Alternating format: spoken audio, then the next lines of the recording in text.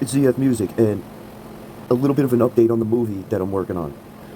It's kind of like a mix between Star Wars and Lord of the Rings. It's like a fantasy sci-fi sort of deal combined with a psychological thriller. Like it's like a gritty, gripping suspense film, but it's like figures of speech people use actually play out. Like, oh, I tried to talk to somebody, but I got brick walled, right? But like, what happens in the movie? The way the spirit and the physical mesh together, and like, oh, well, the woman actually goes like this, and a fucking square giant brick wall starts coming at you, and hits them with like, you see what I mean? The figure of speech is a real event. So the setting in the world facilitates this. So it's like stuff like that all over the movie. You know what I'm saying? Like if some like it's like these force powers. Like it's hard to explain. The first movie establishes everything, all the characters. The first movie establishes everything, the foundation of the world building and the lore, the main protagonist character and the people in his life, and it just gets it started. The second film is like an expansion on it, so every character can have a backstory from there if you want it, and like a spin-off if you want it to. So the first one establishes like the ground bedrock level of everything. The lore, the cast of characters, the world building, it all happens there. It's a closed-ended story, and it perfectly sets up the cliffhanger. The second film, you know what I mean? So like I'm working on my 8th music album right now. A book, a documentary, and the 2 entire copyrighted movie plots. Like you know what I mean? It's happening. I got the opportunity to like get some of it done, and I want to submit it to the local film festivals of the contest, the independent filmmaking contest. So now if I can get the final scene done, about 10 minutes of a fight scene, you pretty much know what the whole movie's about without having to watch the entire movie, right? Because it all comes to a head in the final thing, and the dialogues and what they're talking. So you don't have to watch the whole movie. You can get the gist of it from the final scene. So I've been trying to just get the final scene, and then it's like I could just submit that, and that'll buy me time to do more, right? So, but like I was saying before, the benefit, the blessing of not being selected by the industry, not having unlimited investment backing and funding, the benefit of it is the creativity, because oh, it's one guy doing everything like always was before.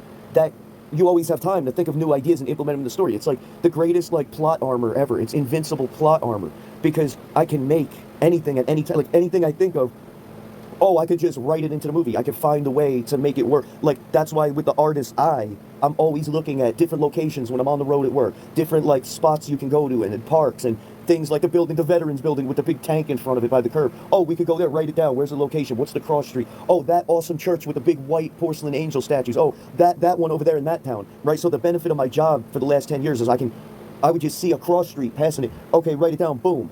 You know, my uncle with music always told me, don't get an ego. Don't get cocky and think that you're so talented that you can grandmaster plan all these ideas and that you'll remember them, because the very best of us cannot remember everything. You have to be disciplined, structured, and organized, and have the ego health to like not get caught up in the ego. Like you're going to forget it. So you have, as soon as it comes to you, like that's what that is, bro. Look, that's what that is, those shredded up notes. It looks like a friggin' maniac, because I would be on the road at work with a little yellow legal pad, and I would think of something. Oh, what about this song lyric? And what about this starter idea? And future material, lyrical ideas, starting point. What about these song titles that sound really clever? What about this stuff I have to buy? And what's left to do? And song covers, and I get, like, those notes are some of it. And it took a while just to get to that point where I have a nice, neat, and clean board. I started with a cork board where you thumbtack it, and I used to put the notes on it, but then I got sick of shredding up the notes. You know, I had the fan on because it's hot in there, and like the thumbtack is stabbing through it, so it rips the paper. So okay, I got to move to another one, which was the one behind that. But oh, that's not working, so I have to put in permanent marker the columns on the top that'll never be erased, and then with temporary marker write the ideas, and then when I'm done, I just wipe it off. So it makes a clean, organized space, and then you just bang them out one by one. So the point of this is everything's organized, so there's never going to be a time where I have free time and nothing to do. That's the intelligence of it from my uncle, being disciplined, structured, and organized. I listen to that man, and I trust him. You have to just write it when you think of it. So the point is that's the rationale of making a board like this, is maximizing free time. So you know that, okay, I'm working like 12 hours a day. I'm not going to have time to do anything. But later I can, when I'm off in the winter for my seasonal job. So I want to make sure that I'm not just sitting there getting depressed and the weather sucks and it's in the winter and there's nothing to do. I'm going to make sure that there's something to do. So I'm constantly moving forwards and I'm never getting stuck on anything. That's why. Okay, it's not about, oh, why would you do all that work? It's just more work. No, it's not. That's an illusion of the undisciplined. Yes, it's more work, but it's upfront. so that the back end is easier. That's the rationale. That's the idea. Yeah, I might have to put out a little bit more energy and work up front to get it organized, but then now look, now you just go boom, boom, boom, boom. You just bang them out one by one. So it actually makes it fun and not stressful when the time comes to do it. I'm not sitting there bored out of my mind, like, man, like, I have free time now and energy, but I can't think of anything. And what was that one thing? Oh, I forgot because I wasn't disciplined. I didn't, you know what I mean? So I would sit there and rush to get the pen. I would think of a cool song title, or I would think of like the first couple lines of lyrics, and I would just go, oh shit, and write it. You know what I mean? So when I'm on the road in the truck, I always would have the legal pad here, and I would just go, oh, that's good, and write it. I'm watching the road and I'm writing it. That's why it's like sloppy, because I'm watching the road trying to drive, but I'm writing it down. And then when I stop at the red light, make it neater, right? So like, and I would rip off these little shreds of notes and put them in the coin pocket, and like, oh, I'll put that later on the, you see what I mean? It was because it was getting to be a problem where I had free time, I had energy, I wasn't run down for my job, but I would forget, you know, I would forget. Even like a few minutes later, oh, I forgot, what was that lyric I did? Those were pretty good words, and it was like, oh, that was a perfect starting point to tell a story in a song, and I forget. This is why you have to master yourself and just do it.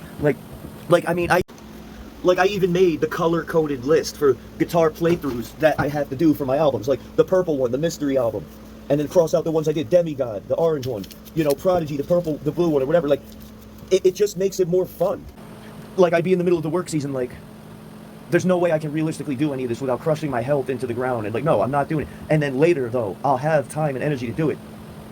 And there's never going to be a time where I have free time and nothing to work on. So you never get stuck on anything. And it's hard. That's the hard part about the discipline, is the highest virtue possible is patience. Because it's like, do you want to get stuck on it or go really, really, really, really slow?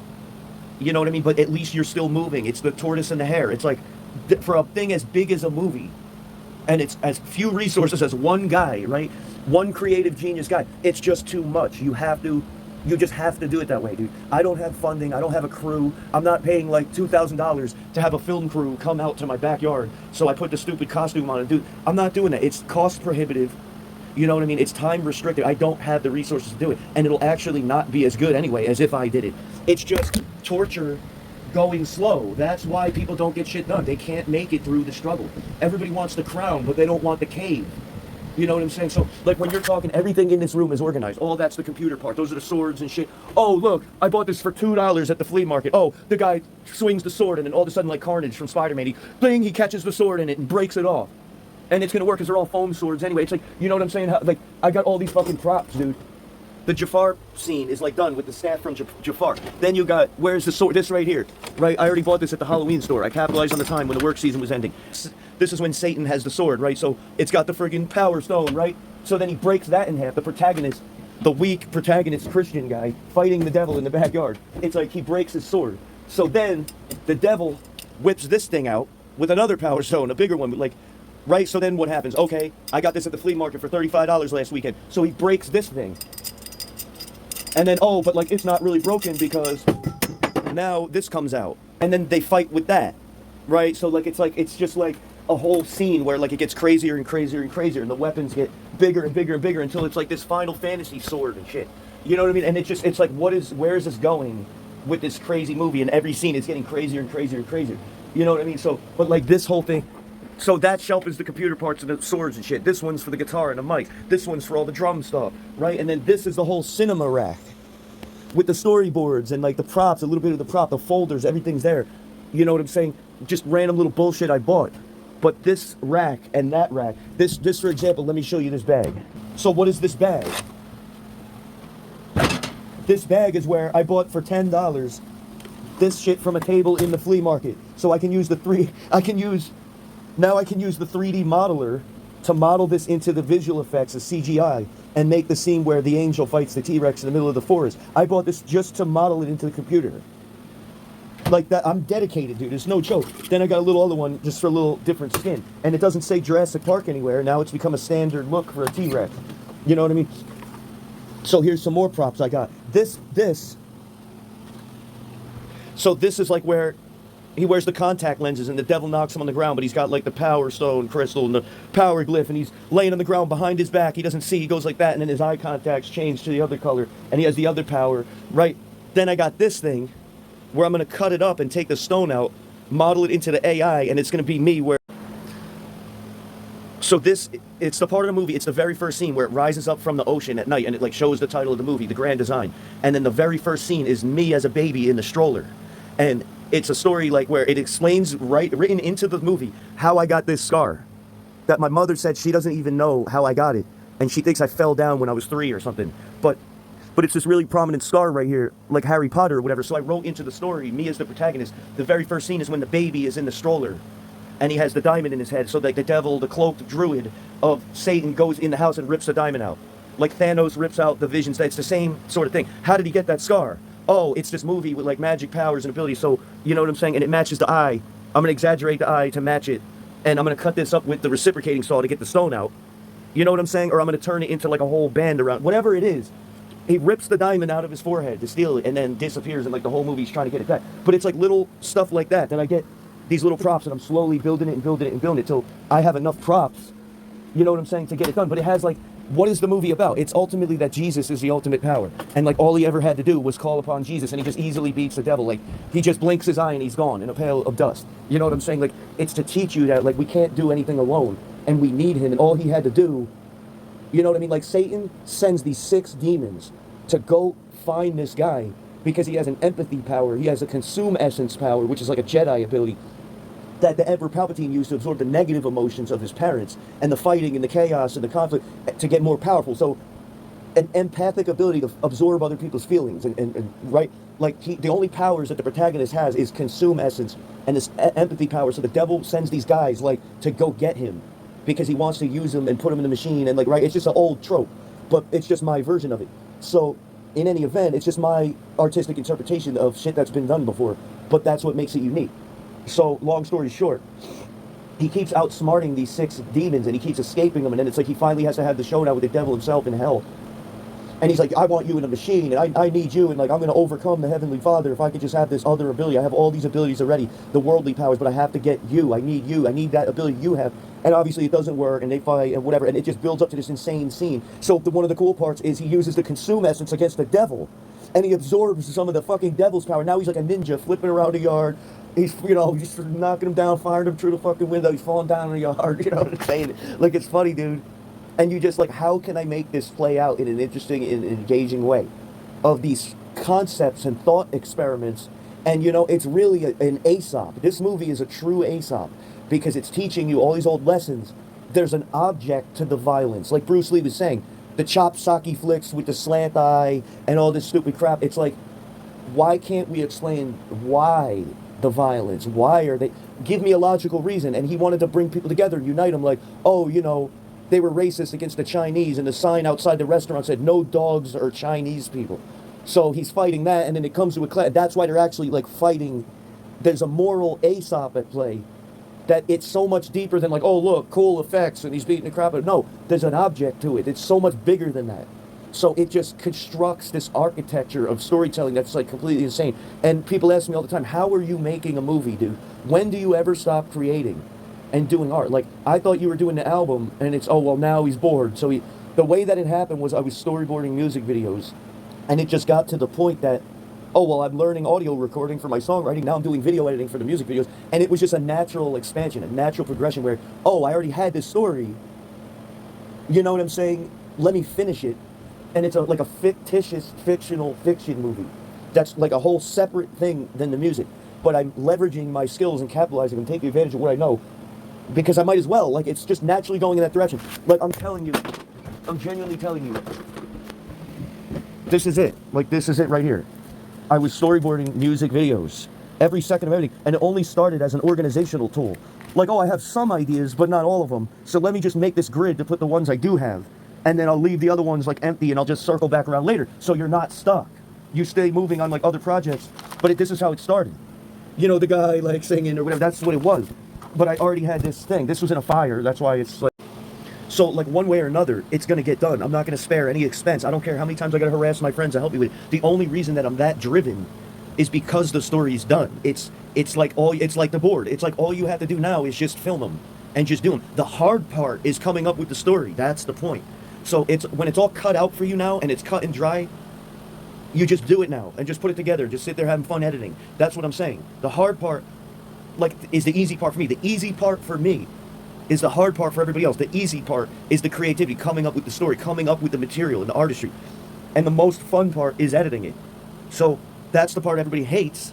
You see what I mean? That's why I excel at it, because I enjoy it. I like sitting here in peace, just doing it, not being disturbed. I can concentrate. Nothing. There's no filthy dogs barking or drama, family chaos, constantly fighting. There's nothing breaking my concentration.